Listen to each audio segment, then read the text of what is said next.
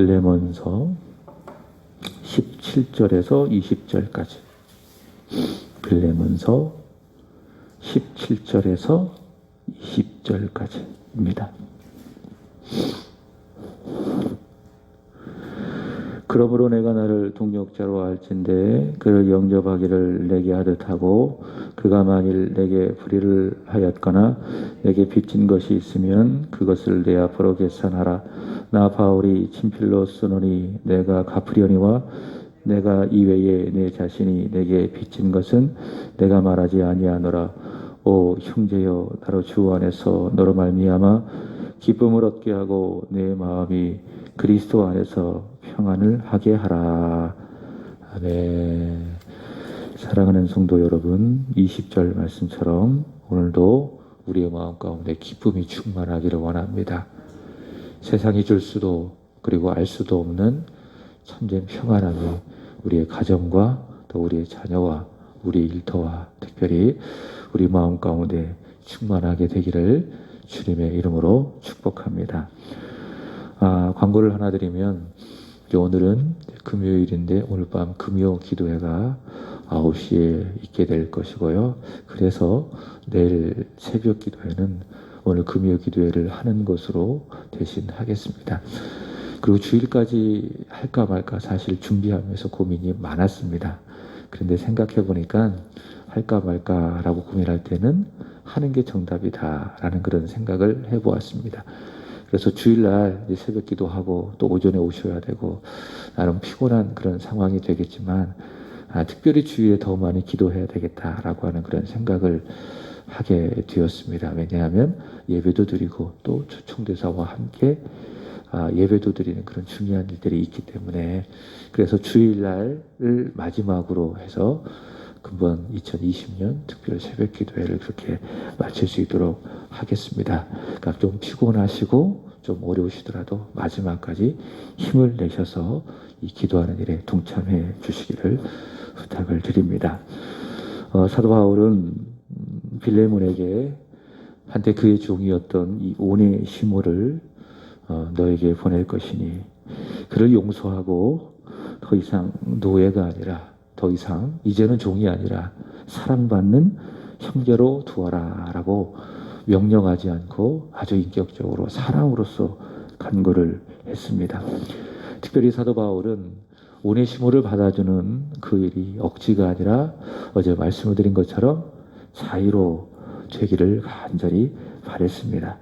그리고 오늘 읽은 본문은 이제 사도 바울은 그를 용서하기를 용서를 넘어서 오늘 말씀의 제목처럼 영접하기를 내게 하듯 하라. 다시 말해 용서할 뿐만이 아니라 그를 영접해 주어라 라고 부탁을 하고 있습니다.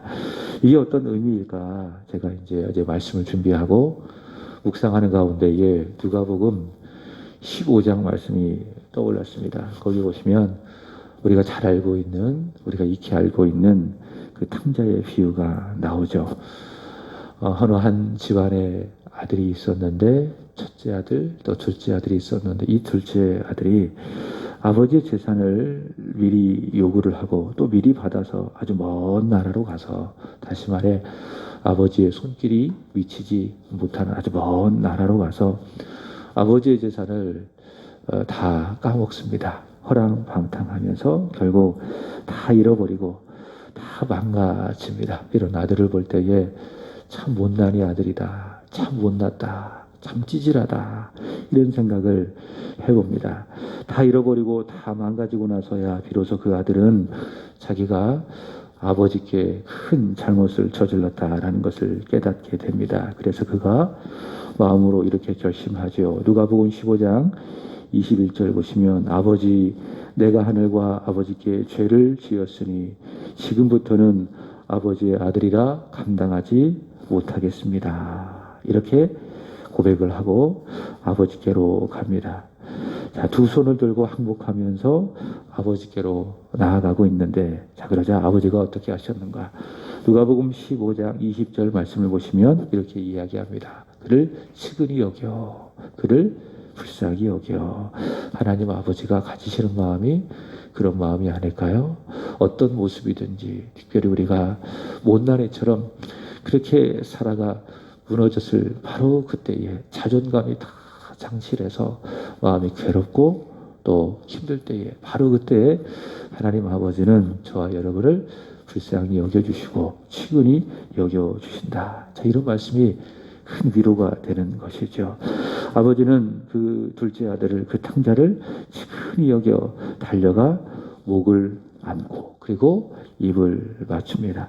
이것은 어떤 의미인가 하면 나는 너를 용서한다. 그 의미입니다. 안아주고 목을 안고 입을 맞춰주고 너의 모든 잘못을 나는 용서한다 라고 하는 의미입니다.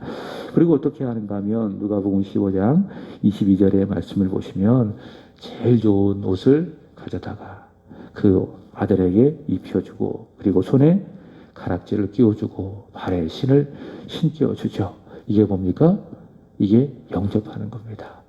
그러니까 용서할 뿐만이 아니라 아들을 영접해 주는 것입니다.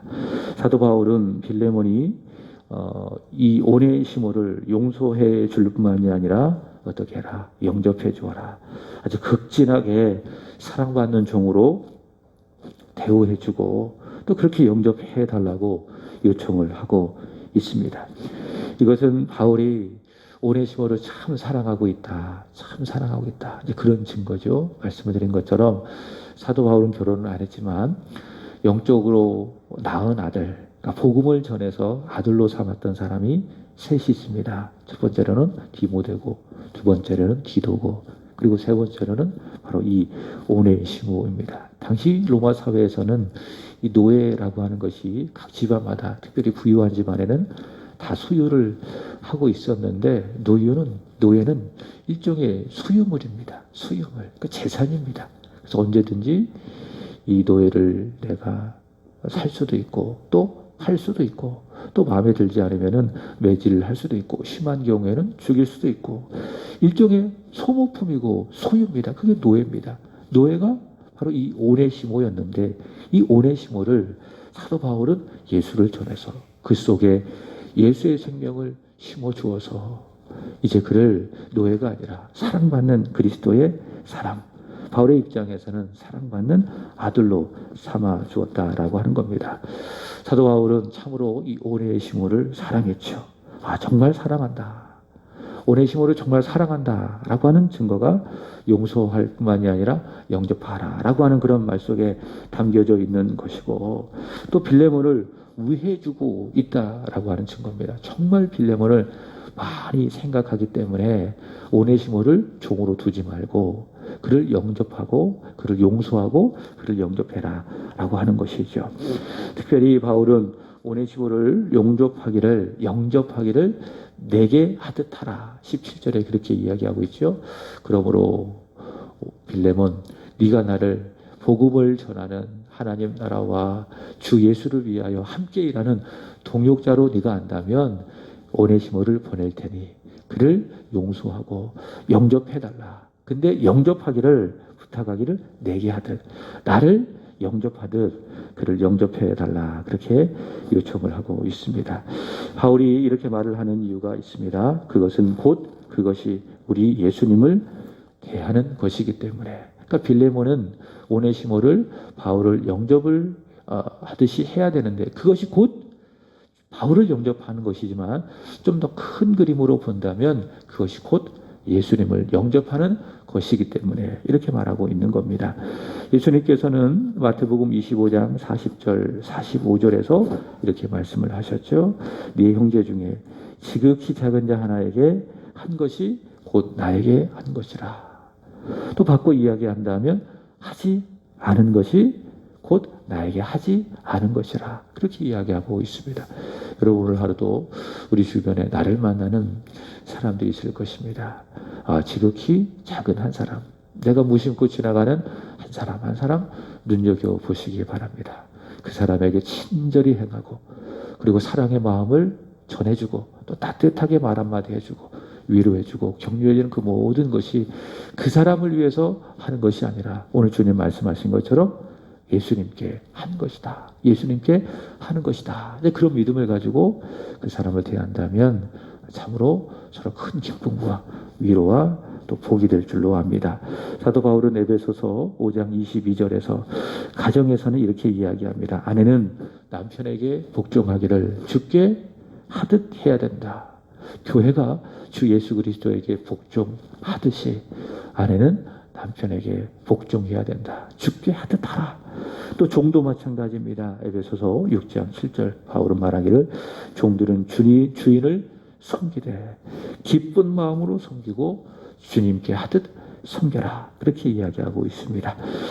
바울은 빌레몬이 자신을 대하고 또 주님을 대하듯 내가 오네시모를 보냈더니 용서하고 또 그를 영접해주고 또 극진히 섬겨주기를 사랑으로서 간구를 하고 있습니다.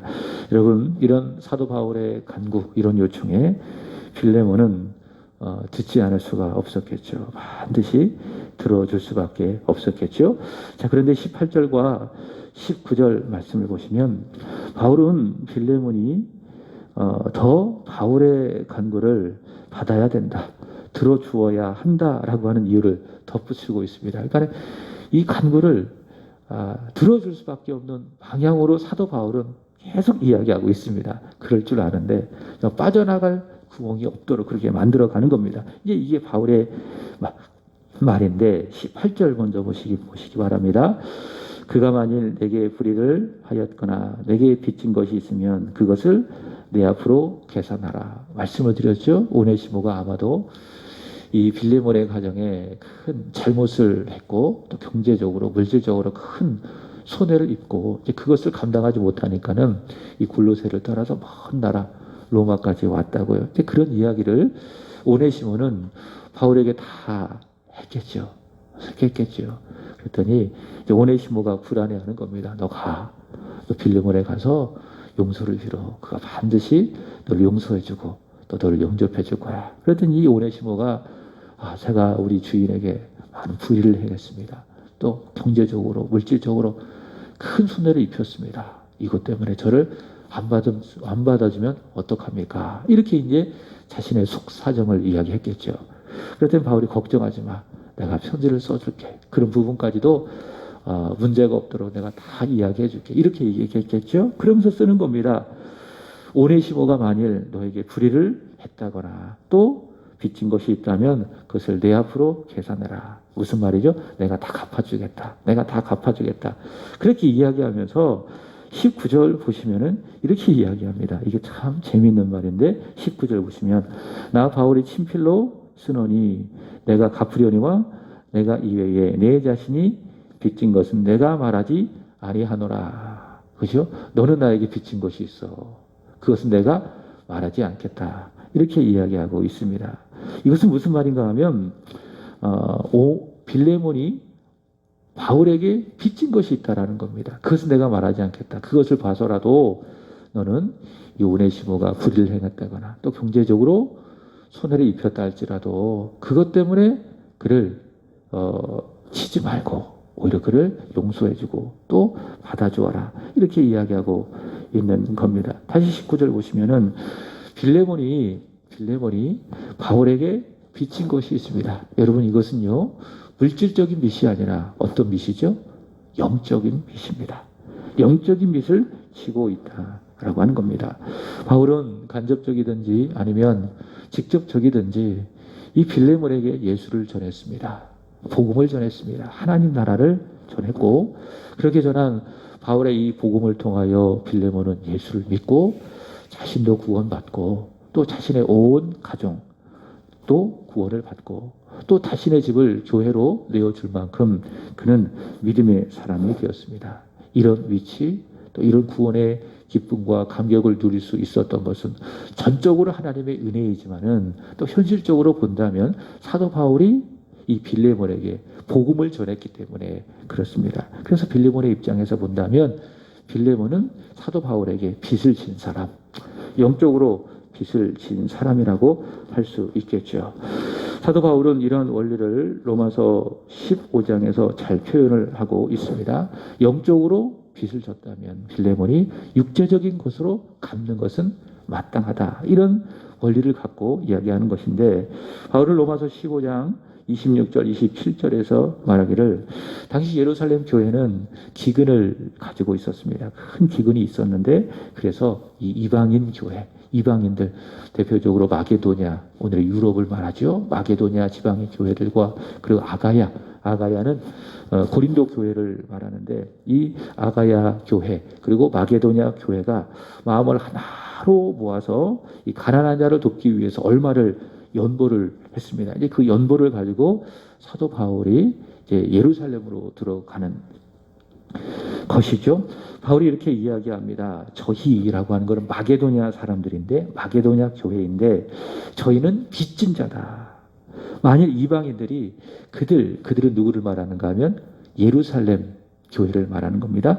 예루살렘 교회에 영적인 것을 나누어 가졌으며, 그러니까 예루살렘 교회로부터 복음이 전해져서 이방 사람들에게 그 복음을 받고 그들이 교회를 세운 겁니다. 이게 이제 이방 교회가 예루살렘 교회로부터 받은 영적인 빚입니다. 이렇게 영적인 빚을 너희가 지었다면 예루살렘 교회가 어려웠을 때에 육체적인 것으로 그들을 공급해 주면서 그들을 섬기는 것이 마땅하다. 이렇게 이야기하고 있는 것입니다. 예루살렘 교회를 통하여 영적인 것, 복음이 이방인들에게 전파되었다면 이방 교회는 예루살렘 교회가 이렇게 물질적으로 가난하고 어려울 때에 이 예루살렘 교회가 잘 설 수 있도록 도와주는 것이, 이것이 마땅하다라고 하는 것입니다. 여러분, 교회도 그렇습니다. 교회도 같은 원리를 가지고 있습니다. 여러분, 교회 안에 하나님께서 교회를 잘 세우기 위해서 섬기기 위해서 세운 사람들을 목회자, 그렇게 이야기합니다. 물론 영적인 원리로는 교회의 주인은 누굽니까? 예수 그리스도이십니다. 예수 그리스도께서 교회의 주인이 되어주시고 교회의 머리가 되어주셔서 하나님의 말씀과 성령으로 교회를 다스려 가시죠. 그러나 현실적으로 보면 주 예수 그리스도께서는 교회 가운데 세우신 목사를 통해서, 목회자를 통해서 그분의 주인 되심을 드러내시고, 또 목회자를 통해서 성도들을 목양한다라고 하는 겁니다. 그럼 목회자는 어떻게 성도들을 목양하는가? 하나님의 말씀을 잘 전하는 겁니다. 이게 뭐죠? 영적으로 양식을 끊임없이 성도들에게 공급을 하는 겁니다. 이게 목회입니다. 목회는 다른 것이 없습니다. 예수님을 잘 전하는 것이 목회입니다. 그래서 이 강단에서도 이렇게 기록되어진 하나님의 말씀을 바르게 잘 해석해서 예수를 전하고, 또 강단에 내려와서도 또 신방하고 또 찾아가고 권면하고, 또 교회 안에 여러 가지 일들을 다 계획하고 진행하는 그 모든 일들을 목회라고 이야기하는데, 목표는 하나입니다. 어떻게 하면 예수를 잘 전할 수 있을까? 그런 의도와 그런 목적을 가지고 목사는 목회를 하고 있는데, 다 그렇게 해서 그런 목양과 그런 목회를 통해서 하나 영적인 것을, 즉 예수 그리스도를 끊임없이 공급을 하게 되는 겁니다. 자, 그러면 성도들은 어떻게 합니까? 영적인 것을 받았으니 육적인 것을 공급을 해서 목사를 섬겨주는 겁니다. 그죠? 바울이 어떻게 이야기합니까? 그게 마땅하다. 그게 마땅하다. 마게도냐 아가야 교회가 예루살렘 교회로부터 영적인 것을 공급을 받았다면 너희가 예루살렘 교회가 어려웠을 때에 육체적인 것을 공급해 주는 것이 마땅하다. 오늘날 성도들도 마찬가지라는 거예요. 목사로부터 영적인 하나님의 말씀을, 영적인 것들을 공급을 받았다면 성도는 마땅히 육적인 것으로 목사를 섬기는 것이 마땅하다. 이것은 제 이야기가 아니에요. 성경이 우리에게 말해주고 있는 정신이다라는 겁니다. 그래서 성도가 헌금을 해서 때로는 11조를 해서, 어떤 분들은 이렇게 11조를 하는데 딱 보면 가슴이 아파요. 참 힘들고 어려운 그런 삶의 궁핍한 환경 속에서도 몸부림치면서 이렇게 구별되어진 11조를 주님 앞에 드리는 그 모습을 보면 참 가슴이 짠하고 아프기도 하고, 근데 그렇게 성도가 헌금도 하고 또 11조를 해서 목사가 그거 받고 사는 게 아니에요. 그 어떤 분들은 내가 헌금해서 목사 먹여 살린 것 아니야? 이렇게 생각하는 분이 있는데 절대로 그렇지 않습니다. 선심 쓰듯이 목사를 먹여 살린다라고 하는 그런 마음 쓰듯이 헌금하는 것이 아닙니다. 여긴 그런 분들이 없겠지만 혹 그런 마음으로 헌금하면 하지 않는 것이 훨씬 더 낫습니다. 여러분, 성도는요, 목사를 통해서 영적인 양식을 공급받습니다. 그래야 사는 겁니다. 여러분, 교회 없이 목사와의 관계 속에서 말씀 듣지 아니하고 살아갈 수가 있겠습니까? 살 수가 없어요. 신앙생활이 안 되는 거예요. 성도는 교회 중심으로 목사가 이 강단을 통해서 전해지는 하나님의 말씀을 받고 살아가기 때문에, 영적인 것을 공급받으며 살아가기 때문에 내가 가지고 있는 육적인 것, 물질적인 것을 하나님 앞에 드려 그것을 섬겨 감사의 마음을 목사에게 표현하는 거예요. 물론 하나님 앞에 드리는 것이지만은 저희들에게 영적인 말씀을 주셔서 감사합니다. 그 감사의 마음으로 표현하며 드리는 겁니다. 그래서 한 달에 한 번씩 목사가 받는 것을 이렇게 생각하시면 안 돼요. 월급이다, 급여다, 조금 더 그런 의미를 좀 퇴색시켜서 생활비다, 그렇게 말해서는 안 돼요. 뭐라고 이야기하죠? 사대비라고 이야기합니다. 그러니까 감사의 마음을 표현해서 교회가 목사에게 한 달에 한 번씩 일정 금액을 드린 것을 사대비라고 이야기합니다. 그건 생활비가 아니에요. 그것은 목사가 한 달 동안 일해서 받는 월급도 아니라는 거예요. 뭡니까? 성도들이 감사의 마음을 표현하는 사례, 이렇게 이야기합니다. 예를 들면 이거죠. 내가 강아지를 잃어버렸어요. 또는 고양이를 잃어버렸어요. 그러면은 딱 붙여놓지 않겠습니까? 누구누구 사진까지 딱 찍어놓고, 그리고 뭐 이야기하죠? 이 강아지를 찾아주면은 뭐 하겠습니다? 살해하겠습니다. 뭡니까? 감사를 표현하는 거예요. 금액이 중요하지 않아요. 감사를 표현하는 겁니다. 목사가 하나님의 말씀을 통해서 성도들에게 영적인 것을 공급하였기 때문에 그것을 받는 성도들은 고맙습니다, 감사합니다, 그 감사의 마음을 표현해서 목사에게 주는 것을 사례비라고 이야기합니다. 사도 바울은 이러한 원리로 빌레몬을 권면하고 또 오네시모를 받아주고 또 용서하고 영접할 것을 요청을 하고 있습니다. 자, 말씀을 마칩니다. 여러분, 오늘 하루도 주님께 하듯 내 주변의 사람들을, 가족들을 받아주시고 또 이해하고 사랑하고 용서하고 그리고 영접하기를 주님의 이름으로 축복합니다. 기도하겠습니다. 살아계신 주님, 오늘도 믿음 주셔서, 은혜 주셔서, 교회 주셔서 이 새벽 하루를 시작하는 이 시간을 주님 앞에 드릴 수 있도록 은혜해 주시니 참으로 감사합니다. 오늘 주신 말씀 기도 제목 삼아 기도하기를 원합니다. 하나님, 내가 만나는 사람, 지극히 작은 한 사람이라 할지라도 주님께 하듯, 주님을 영접하듯 사랑하게 하시고 또 품어주게 하시고 용서할 수 있도록 은혜 위에 은혜를 더하여 주옵소서. 하나님, 이웃 초청주의를 하나님 앞에 드리기를 원합니다.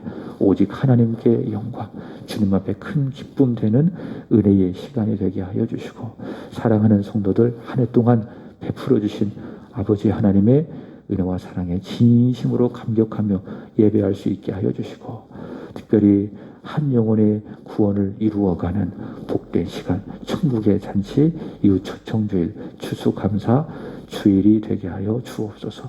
우리도 이 일을 위하여서 이 새벽 깨워 주님 앞에 기도하는 한 분 한 분 머리 위에, 또 그 마음 가운데에 우리 하나님의 성령의 크신 위로가 있게 하여 주시옵소서. 하나님, 오늘은 금요 기도회로 함께 모여 기도하기를 원합니다.